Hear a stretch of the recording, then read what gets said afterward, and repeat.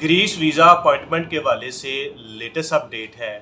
पाकिस्तान से Greece embassy Islamabad की अभी तक कोई अपॉइंटमेंट ना बुक हुई है, ना उन एम्बेसी ने ओपन की है, क्योंकि एम्बेसी ने अपनी जो वेबसाइट है अपॉइंटमेंट की उसको बंद किया हुआ है, उसको पास सा किया हुआ है।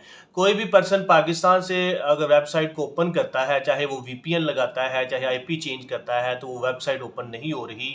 ये मोस्टली इशू उस टाइम होता है कि जहाँ तो जो मेन सर्वर है, जो एम्बेसी है, खुद अपनी वेबसाइट को डाउन करती है, या बहुत ज़्यादा उसके ऊपर ट्रैफिक होने की बेस पे, बहुत ज़्यादा रश होने की बेस पे, या बहुत ज़्यादा उसके ऊपर स्ट्राइक आ रही हों, तो वेबसाइट जो होती है वो इस तरह डाउन होती है या आपको उसकी एक्सेस नहीं होती। सो अप्रैल 2024 सॉरी अप्रैल 2025 की जितनी भी अपॉइंटमेंट है, चाहे वर्क वीज़े की हैं, फैमिली की हैं, शेंजन की हैं, स्टूडेंट की हैं, वो अभी तक एम्बेसी ने अपनी ऑफिशियल वेबसाइट जो है उस पर ना ओपन की है, ना स्लॉट्स अवेलेबल है, और ना ही वेबसाइट का भी इशू रिजॉल्व हुआ है।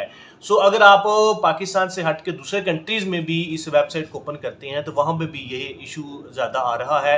सो उम्मीद की जा सकती है कि कुछ दिनों में ये मे भी पॉसिबिलिटी है ये इशू रिजॉल्व हो, या एम्बेसी खुद ही कोई नया अपॉइंटमेंट का सिस्टम लॉन्च करे, जिसकी बेस पे, जैसा कि अभी इटली कर रहा है, जर्मनी वगैरह का है, कि आपको एक वेटिंग लिस्ट के अंदर ऐड किया जाए, उसकी मे भी पॉसिबिलिटी है या नहीं है। लेकिन अभी आप अगर पैनिक हैं इस वाले से कि शायद आपके ऊपर अपॉइंटमेंट ओपन है, इस वजह से एम्बेसी की वेबसाइट खुल नहीं रही, ये सबके साथ ही इशू है। अभी किसी के पास वेबसाइट ओपन नहीं हो रही, वही फॉरबिडन आ रहा होता है और 403 एरर शो हो रही है, जो कि एक लिंक डाउन या सर्वर डाउन या आपको असेस नहीं होती, जिनका आईपी एड्रेस पाकिस्तान से रिलेट करता है। तो जैसे ही अपॉइंटमेंट ओपन होंगी, डेफिनेटली अपॉइंटमेंट मिल भी जाएंगी इजीली, और लोगों को उसकी बेस पे वीज़ा भी सबमिशन हो जाएगी। सो ये लेटेस्ट अपडेट है। सो ये किसी एक पर्सन के साथ इशू नहीं है। पाकिस्तान से जितने भी लोग अप्लाई कर रहे हैं या वेबसाइट ओपन कर रहे हैं, उन सबके ऊपर इस तरह का एरर और इशू आ रहा है। Thank you so much.